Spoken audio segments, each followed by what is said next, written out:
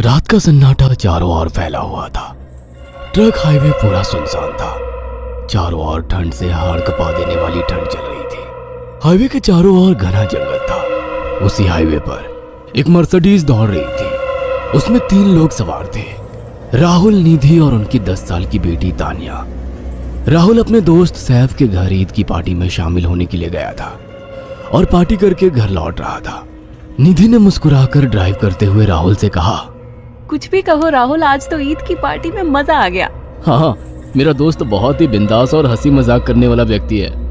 मैंने देखा उसके घर पर शहर की एक से एक बड़ी हस्ती थी, मगर फिर भी वो उन सबको इग्नोर करके हमें इम्पोर्टेंस दे रहा था। हाँ, देगा क्यों नहीं, आखिर मेरा दोस्त जो है। सच में राहुल, अमेरिका से इंडिया लौटकर बहुत अच्छा फील हो रहा है। वैसे तुम्हारा दोस्त सचिन अभी तक नहीं आया अमेरिका से? निधि की बात सुनकर राहुल चौंक कर बोला, ओह शिट यार, उसका फोन आया था कि वो इंडिया आ रहा है। उसने बोला था कि मुझे एयरपोर्ट पर पिक कर ले। निधि बहुत नाराज होगा वो। कोई बात नहीं, उससे बोल देना कि तुम्हें बिल्कुल याद नहीं रहा, और फिर तुम्हें सैफ की इनवाइट की हुई ईद पार्टी में भी तो शामिल होना था। निधि ने इतना बोला ही था कि उसकी बेटी तानिया ने अपनी माँ की ओर देखकर कहा, मुझे भूख लगी है माँ, और प्यास भी।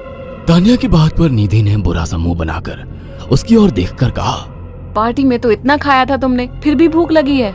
निधि की बात पर तानिया ने मासूम सा चेहरा बनाकर कहा, कोई बात नहीं मम्मी, मुझे पानी ही पिला दीजिए। कितनी बार बोला है मुझे मम्मी मत बोला करो। पानी अभी नहीं है, आगे जाकर कोई शॉप पड़ेगी तो बोतल खरीद के दे दूंगी। निधि की बात पर राहुल ने मुस्कुराकर कहा, छोटी बच्ची है निधि, इतना नाराज होना सही नहीं है। राहुल ने इतना कहा ही था कि अचानक एक काली परछाई राहुल की कार के सामने आकर खड़ी हो गई। राहुल के पैर अचानक ब्रेक पर पड़ गए। गाड़ी तेज रफ्तार में थी। ब्रेक अचानक लगने से पलटते पलटते बाल बाल बची थी। राहुल के चेहरे पर भयानक ठंडी में भी पसीने की बूंद टपकने लगी। वो दोनों कार से बाहर निकल आए। निधि ने डरते हुए कहा, आखिर कौन था ये? ऐसा लगा जैसे कि कोई भयानक काली परछाई मेरे कार के सामने आकर खड़ी हो गई हो। वो दोनों काली रात के सन्नाटे में इधर उधर देखने लगे। तभी निधि को एक घने पेड़ के पास तो चमकीली हुई आंखें दिखाई दी। उसकी आंखें बिल्कुल भेड़ियों की तरह लग रही थी। निधि ने चीखते हुए राहुल से कहा, राहुल देखो कौन है वो, जल्दी से गाड़ी में बैठो, मुझे बहुत डर लग रहा है। राहुल ने उस तरफ देखा तो उसके रोंगटे खड़े हो गए।